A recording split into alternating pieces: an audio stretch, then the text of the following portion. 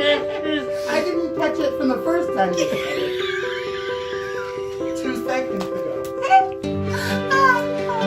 Okay. Okay, We'll try hi, it again. I'm Lucretia.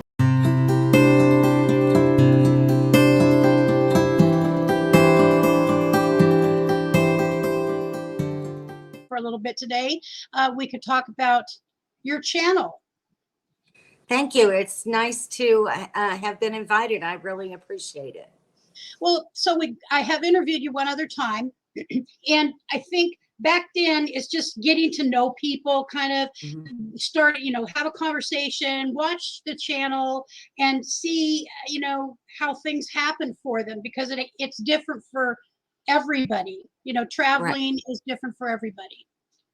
Yes, at that time I was just getting my YouTube channel up, and you were helping me with suggestions on how to make my platform a little bit user friendly.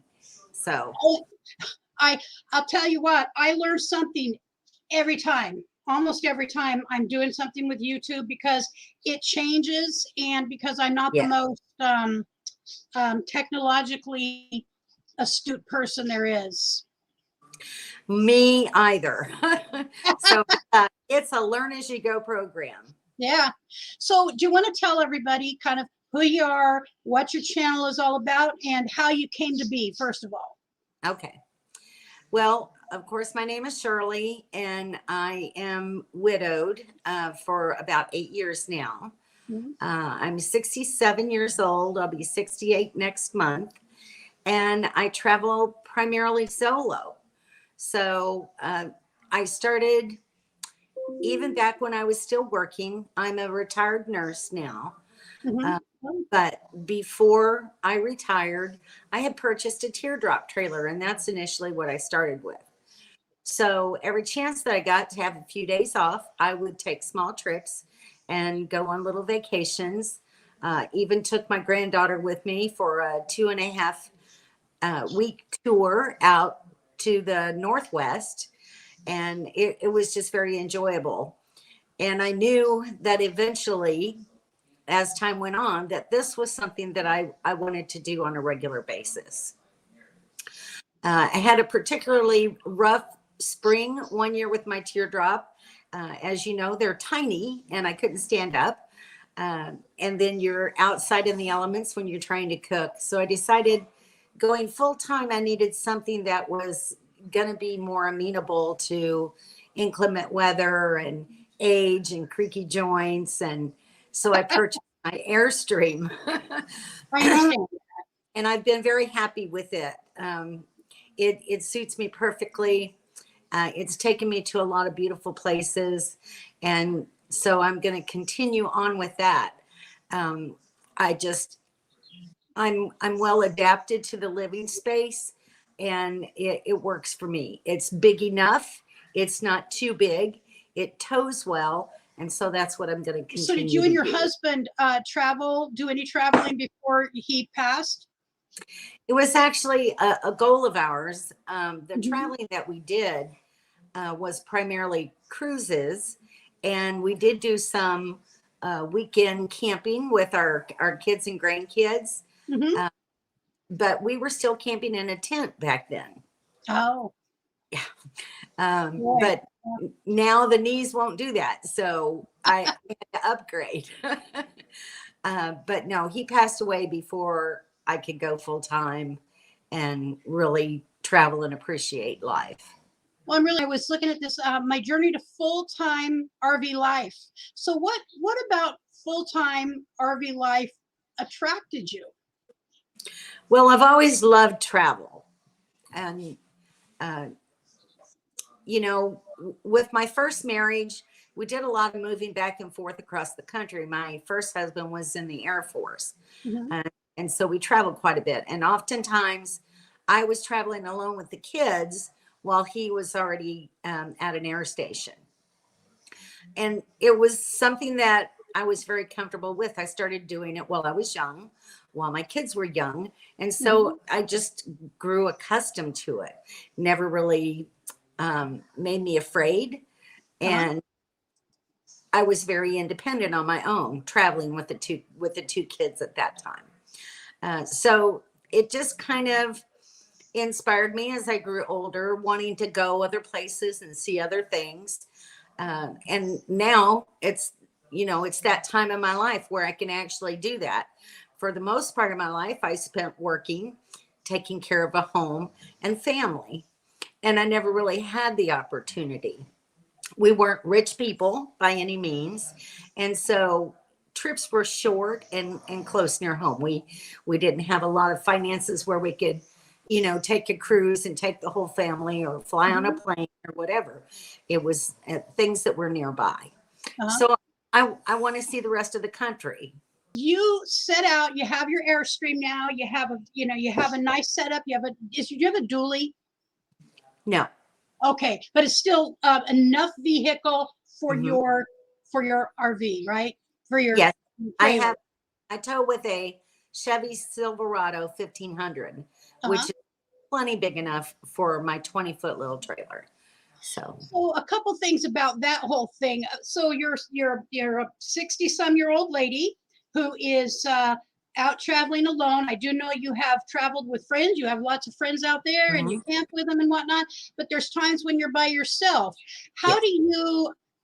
do you feel about the hooking up? And I have to give you props, by the way, and a high five and a fist bump and all that good stuff, because I watched you back into that one, and you said I think you kind of phrased it, give a pat on your back or give yourself for when you backed into that space Yes. at one of the last places. You did a great job. Thank you. There was a tree right there. Did you know there was a tree right there? Yes. Oh, I always, whenever I get ready to park, I always park out on the road and then go scope out the site and see where I'm going and what I'm going to be doing before I actually commit to the process. Good. So See, that's the smart thinking person. Do you have like a camera, or do you have you have the big mirrors? I'm pretty sure probably, because I did learn to use my mirrors, the ones that stick way out. Do you have a camera or anything that helps you? I have a backup camera on the back of Okay. the Airstream. Yes. Okay. I don't have real big towing mirrors because my trailer is not that wide. So I just use the mirrors that came with my truck, Yeah. and they work just fine with what I have. Yeah. So Well, I go ahead. I'm sorry. I didn't have to go to the extra expense of adding tow mirrors. So that's ideal. So only use what you got to use, but that ideal is having the backup camera. Mm-hmm. I would say. Yes, and just learning, how to do it. It just takes a lot of practice. There's going to be times when it doesn't work out good, or you might, hit something, but you just keep trying and you just keep doing it until you get good at it. Yeah. So have you had any close calls or anything like that where you did have a little scrape or oh no? In my teardrop, actually. Okay. And those of you who have ever driven a small trailer know that they respond much more quickly than a longer trailer. So anytime you've got a longer wheelbase, it takes a little bit more maneuvering than it does when you have a short trailer and a short wheelbase, because they react really quickly. And I was taking two of my grandsons camping in Manatee Springs State Park. And as I was backing in, it was evening, it was kind of dusk and it was kind of hard to see. I actually hit the pipe for the water connection and it broke. And there was water all over the site. So we had to move to a different site. Fortunately, it didn't really damage the trailer though. So Good. Well, good. I mean, yeah. Probably a lesson learned in that. Yes, absolutely. So do you have a black tank, or do you do, as far as your bathroom goes, you've had to learn how to empty? Yes. It has an 18-gallon black tank, which is small compared to so many others, but it's enough for me for 2 weeks at a time. So that makes it nice that I only have to move every 2 weeks, Right. which goes along with 14-day camping. So it works out perfect for me. It's not hard to dump on your own. It's really not. You just have to remember everything that you need to do in order not to have a big mess. So a bit about my Airstream other than the black tank. I have a 23-gallon freshwater tank, and I have a 21-gallon gray tank for my gray water to hold that. And oftentimes, if I'm going to have to dump something before the 2-week period, it's usually my gray tank. As far as my freshwater tank, I have extra storage in my truck. I have a 46-gallon water tank that sits back against the cab of my truck and provides me with 2 refills on my freshwater tank. So that works out really great. So did you have any help learning how to do that? Would you give any tips to other people, whether it be women or men, or women traveling on their own who've never done something like this before? I did watch some videos on YouTube, and I think that form of instruction was probably the most beneficial to me. And I'll tell you why I think that. I have had guys try to help me, but we all know that the way men think and the way women think is totally different. Yes. And every single one of them has a different communication style and different signals. And what they mean to them a lot of times means absolutely nothing to me. So I've come within a system of my own where, you know, everyone tries to tell me, okay, turn the wheels sharp this way, sharp that way. And it doesn't work for me. My mind works like, what part of the back end of my trailer needs to go where? Yes. Does the back end of my trailer need to go left on the driver's side or right to the passenger side? And I prefer that they use driver's side, passenger side, because there's no confusion. I know which way I have to turn my wheel based on the information that they give me. Right. It's really hard to get guys to do that, though. So I do much better when I'm backing up by myself. I just, you know, if I have to get out and go look, I get out and go look. But it's a lot easier for me to negotiate the information in my own mind, using my own. You have got to travel. You traveled a lot of really cool places, and what I'm going to do is I'm going to bring some. I'm going to bring some of them up and have you kind of talk about whether it's the place I show or not. Doesn't really matter. It's just share with us, if you will, about some of the places you've really enjoyed, Okay. and what kind of camping you did there. Okay. Well, I can talk initially even from my part-time travel in my teardrop. One of my favorite places was when I went to Texas and visited Caprock Canyon, which had a herd of buffalo there. And then from there, I went to Palo Duro Canyon, which was absolutely fantastic. If you ever get a chance to go, I really recommend that state park. It's beautiful. It's absolutely beautiful. I did a lot of camping in Utah, and one of the best places is Bryce Canyon and Zion. Really love those. And Canyonland State Park. Those are my favorites. Arches was nice. It was really beautiful. The arches were great, but I preferred Canyonlands to arches, just my own preference. Been to Glacier, went to Glacier last winter. That's absolutely gorgeous. You know, I've driven through several states. Nebraska's pretty to drive through. I've stayed in city or county parks that were free for me to stay overnight, which is always nice. Let's see, where are you at now? I love this building. Yes. So that was from my spring trip this year. I had gone to Ohio to see my grandson perform in a percussion competition. And I had heard about this Ohio State Reformatory previously in other years, and I was close enough. I had the opportunity, so I took it and I went, and I was really glad that I did. It was a very interesting, beautiful, sad, dark place to visit, but Yeah. lots of history there, and lots of interesting things to see. So I recommend it if you're in the. So this is an old historic mill in southern Missouri, and it's absolutely gorgeous. The water that flows from the spring that serviced and gave power to this place was absolutely amazing. Mhm. It's just a beautiful place to be. So Yes. Did it have a what, like, if I remember right, it didn't have one of the water wheels. It went through something below.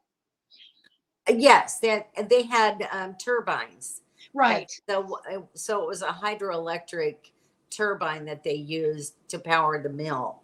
Right. Simply amazing for back in the day, you know. Yeah. Yeah. It was just a really great place to. It was cool. Okay. That was. I had wanted to see it for quite a while, and you know, I was camping with Yuma and a group of people, and not a lot of them were interested in going that far south in Arizona, so I kind of didn't think we're going to do it. And then when Dawn and Kevin and I finally left Yuma, we were going to be heading to Deming, New Mexico.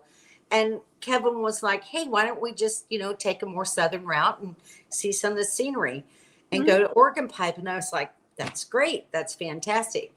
It was just a beautiful state park for a desert climate, and one that I really enjoyed a lot. So if anyone has the opportunity and they're in Arizona, I think it's well worth the drive down there. The park there was really very nice. And the sunsets in Arizona really are gorgeous. Yes, they are. They're beautiful. They are beautiful. Oh, do Bennett Springs. That's Bennett Springs is just a gorgeous state park, and this one just holds a lot of memories for me. When I was a kid, my dad, my brother, and I went with my aunt and uncle on a camping trip, and we visited several different parks and then headed out towards Colorado. Uh-huh. But Bennett Springs was one of the first ones that we went to. There's Henry, and back in the back is Ken and Carla Wise. They're great people. Met them out in Yuma. When you're traveling and you're hanging out with people like this, can you share a little bit about what that's like? Because I think most of us are always curious about that, because I did get to hang out with some people. And what's it like for you? Well, I love camping with a group. When you're a solo camper, it can get lonely on the road by yourself, but there are times when I do enjoy being by myself. Mm-hmm. But it's you have to have a group of people that you just really click with, and if you have like interests and like minds, then it makes the group a little bit more cohesive. But I've had some fantastic experiences. I first started out with Bobby and Sharon from the Nomadic Ramblers, and they mentored me through my first year of boondocking, showed me a lot of tricks and tips, and made life easier for me. I met Kim and Daryl from Some Days Here that very same year, and we became really good friends. And then, I met all kinds of different people. We camped together for quite a while.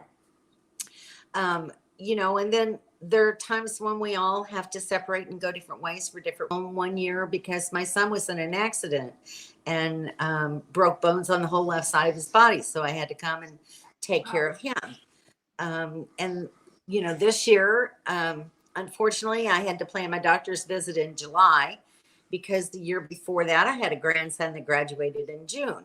So you come home when your grandkids graduate, so life goes on, even though you're out on the road, and family is still important. So you have to, take time to be with them when you need to be with them.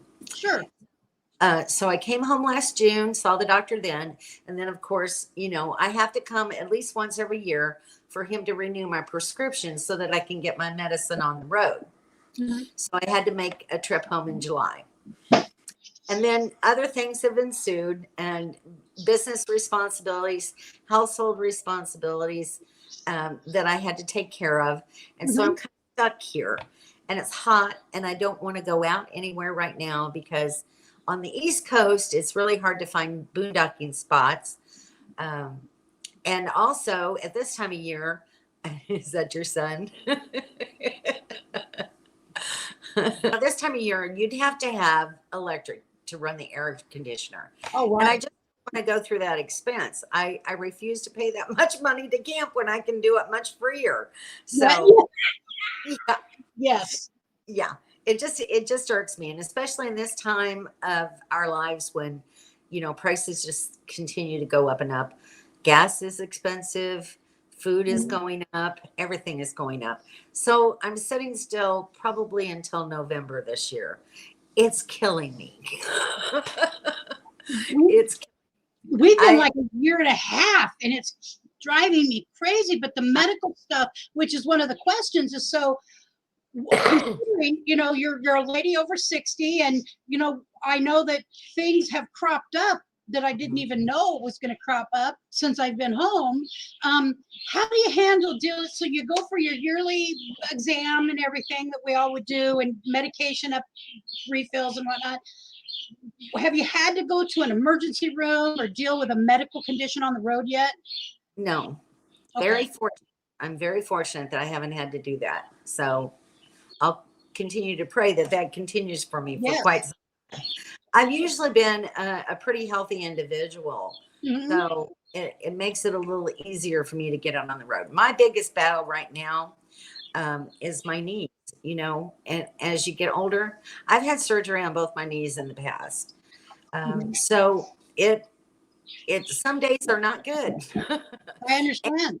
And in some ways it limits my mobility because I can't do a lot of steps. I can't do a lot of hiking on an uphill plane. I just can't do that anymore. It just kills my legs. Mhm. And so, you learn to do what you can do and get out there and do it. But as far as towing my trailer, hitching it up, and driving the truck, all those things I can do without any problems or complications. Of course, after I'm sat in the truck for about an hour and a half or 2 hours, my legs are stiff when I get out. Yep. I And hear you. yeah. But anyway, I'm still able to do it at this point in my life. And so I'm going to continue to do so. Because when I was out on the road and the first couple days, I went down, I fell. I fell at Quartzsite on the ground, and it was a horrible experience. I'm sure it was. What about with canes? Would you be able to walk with canes?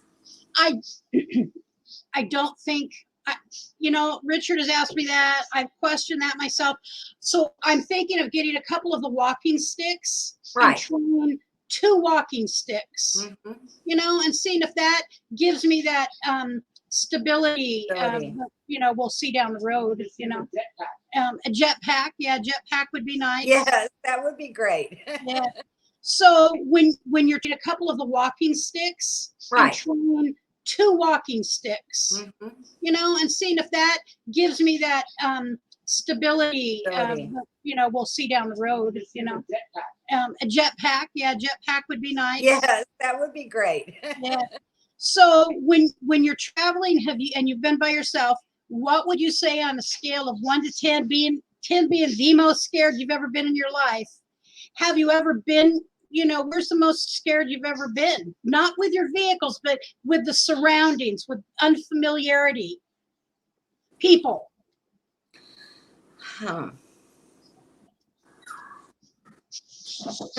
Honestly, I can't really think of such an incident. Good. Which is really good, but I'm pretty cautious when I pull into a spot, and there's a lot of them I'll pass by and say, no, that doesn't look very neat. You have to use your common sense. That's the big thing. If it doesn't look good, don't go there. Go on down the road. and find a spot that you think you feel safe in. And if you get there and you look around at a closer view and you're thinking, oh, this doesn't look good either, you pull back out on the road. You don't have to get out of that vehicle. No one's forcing you to, unless your gas tank is completely empty. Yes. So just common sense. We all have to take whatever precautions we feel safe with. I keep, I have a safety mechanism that I keep with me, and I practice with it. I make sure I know I've learned how to deal with it, and lots of different things. Like I intend on having Richard and I talked about this. We're going to get some wasp spray and have on hand. And of course, we've never been in bear country, but if we ever when we go to bear country, I want to be able to have bear spray as well. So that would work as a deterrent if there was ever a problem. Well, don't be fooled, because I do have protection. I just haven't had the need or the feeling that I needed to use it, but I have it. So it's there for me if I need it. Good. So as far as traveling, I have another friend, Rometown Girl, who traveled to Colorado this last season at some point, and she did a video, and she is never going back. She is terrified of the passes and the steep. Never been in a situation like that where you found you might be over your head in where you're actually driving, but you only have you to depend on, and you've got to get.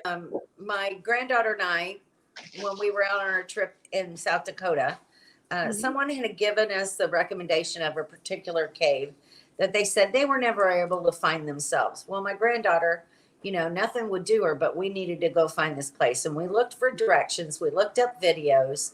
We Googled it on Google Maps, and it kept taking me in different directions. And we finally got onto this one gravel road. Mind you, I was pulling a teardrop behind me. Oh. And I was like, you know what? I don't like where this road is going. I don't know that I'm going to get there and have a place to turn around. So we passed by a farm, and I turned around and went back. It's just that simple. If you don't feel like you're going the right way, if you don't feel safe, right, turn around and go a different way. So we skipped that expedition and went on to our next destination. Time with Richard when Brent was very young. He was about 3 years old, and we went to these mines that are southeast of Eugene, about 30, 40 miles up in the hills. And we were in a van. And I'll tell you what, we were like that steep, and I just said, stop. Me and Brent are getting out. And we got out. I would not drive another. He turned it around, and I guided him, but I wasn't going over a cliff with nobody. I'm not. Right. No. Well, fortunately, I've gone over mountain passes, but none of them have ever really scared me, thankfully. I haven't been in a situation like that yet. I think the scariest road that I've been on was in my last video. I don't know if you saw that one or not, but there was a couple of bridges that I went over that were very narrow bridges. And you know how they have breaks in them for the weather, for the contracting of the pieces of concrete. They were not, you felt like every time you went over one that it was going to just open up and the bridge was going to collapse and you were going to go down in the river. It was the scariest bridge I've ever been across. And bridges don't. Where did it go here? There is a book that somebody bought me. Oh, it was Kim from Rometown Girl, and it is about all of the Northwest and Southwest. It's a book about this big, and it's all of the passes in every single state, Northwest and Southwest. So that, because she knows that I'm terrified of heights, and I think passes qualify as heights, and so anyways, it's really, I'm going to have to make a little, a video about these books that were given to me because I've went through them and I've looked at them. So another question, I think before, a couple more questions and then I won't keep you. But do you use like a GPS of a particular kind or just on your phone, or how do you travel around like that? I usually just Google the destination. Okay. And 99% of the time it's right on spot. So I haven't really encountered a problem. That I like doing it that way because I think they have the most up-to-date information on road conditions, on highways, on new exchanges and everything. It's really pretty reliable. So that's my go. Talk to ladies. So is there something that you could, some tips or some ideas about getting started that you would feel comfortable sharing?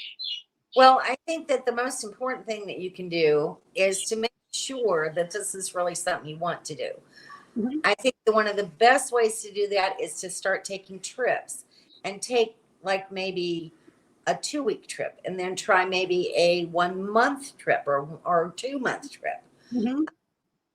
To see how you're really faring for long periods of time. And then I would graduate to maybe a 4 or 6-month trip and see if it's really going to fit your lifestyle. Is this something that you really want to continue to do? Mm-hmm. And then you have to identify what kind of a camper you want to be. Are you the kind that wants to be a resort camper? Do you only want to camp in campgrounds or state parks? What's your comfort zone? And everybody's a little bit different. I love to boondock. I think that some of the best places I've been are in boondocking situations. They're quieter. They're usually not as busy, but in real popular areas, they can be. Mm-hmm. But as a general rule, there's a lot more space between you and your neighbor. So you have some privacy and some peace and quiet. Mm-hmm. I just prefer it. And it's cheap. That's the good thing, Yeah. I like to do things as cheaply as I can because that saves money for other things for me. Sure. So, do you have any of the passes? Any passes? I have the Golden Age Senior Pass. Okay. I had the good fortune of being able to buy it when it was only $10. So I'm going to never lose that card. I bet, yeah. Replace it, it's $80 now. So is that federal or state, or what is that one? It's federal, so it covers national parks, national forests, national monuments, and it also, you can use it in Corps of Engineer parks. Oh, cool. Yes. And you get half off of your camping with that kind of pass in those type of parks. Oh, wow. So when I do camp in a campground, I prefer to find a Corps of Engineer park simply because I could save some money with that pass. But also, they're really great parks. They're spaced out a little better than what you would find in a state park. Mm-hmm. Or a resort. And resorts, they just pack them in. Yes. State parks, you've got a little bit more room, but in a Corps of Engineer park, you have bigger spaces. Right. And usually they're very, very nice. Their bathrooms and shower rooms are very nice and usually very well kept. So I really like Corps of Engineer parks. Mm-hmm. We had a 1,000 trails that we could pay on monthly. And that was really nice coming home from Quartzsite because we were worn out. Yeah. And so I remember at one point it was a rainy time. Once we got out of Arizona and up through California a bit, and we just spent like 2 nights and just sleeping, just sleep. And so it was nice having the 1,000 trails to kind of fall back on. And I see Roy and Becky's Travels are also using 1,000 trails as well. Yes. It's affordable, the monthly. Right. And it's nice, it's nice to be able to have a break. It's nice even sometimes. I love the boondock, like I said, but it's mm-hmm. nice to go and stay in a campground just for a good night's peace and quiet. And a lot of campgrounds will have laundry facilities. Right. So it's a good time to catch up on doing some laundry. Sure. You know, fill your water, dump your tank, you know, take a nice long hot shower in their shower. You know, so it has its advantages. And I do love to boondock, but that doesn't mean I don't stay in campgrounds when I want to or need to. Mhm. I stayed when I drove home from Missouri to Florida. I stayed in Corps of Engineer parks on the way home, until I got to Georgia, and then I stayed with some friends. So that was Yeah, we have a Corps of Engineer park not too far from Eugene where we actually go fish once in a while. And my very last question is, how about internet? Do you have any of the new internet stuff, or how do you handle the internet when you're out traveling? Because everybody wants to know about that. everybody does want to know about it, and I do want to get Starlink. I don't have it yet. I have a really great grandfathered in AT&T plan. I started out with my mobile services when it was Bell South Mobility, that was then bought by Singular and then by AT&T. So boy. I had this same phone number and pretty much the same plan since about 1994. Wow, that is a good, yes, you've got a good grandfathered in plan. Yeah. So I have unlimited data. I have unlimited text and messaging. And I also, so I have that on my phone and I have it on my iPad, which I'm using for this interview. And I have a T-Mobile hotspot. So that's what I have. And I got those when we were out in Yuma. They had a special price and plan on them, $50 a month for 100 gigabytes. So that's what I use. I don't use the T-Mobile very often. It has come in handy a few places when I haven't been able to get AT&T service. But there's been times when I've had neither. The other thing that I do have is I have an AT&T plan through OnStar in my truck. Okay. So I have internet in the truck while I'm driving. And if I can't get internet in where I'm camping, I can just take the truck and go somewhere and have internet. Yeah, So, that's nice. Yeah. I've had the OnStar before, and it was really, I've locked my keys in the trunk twice. So, you know, I loved OnStar because it got me out of pickles. Yes. Pickles. Yeah, it's nice to have. Yeah. Well, Shirley, thank you so much. I'm glad that I'm excited to see women on the road by themselves. We don't have to have a male with us. Right. And, you know, no matter what, it's nice to have a partner of any sort. I'm sure, you know, you talked about the loneliness sometimes. It's just human nature for most human beings to want to have some connection. And you can have it when you want it. And then when you don't want it, you're not tied to it. Exactly. Yeah. So I know that we will see you I'll see you Sunday. So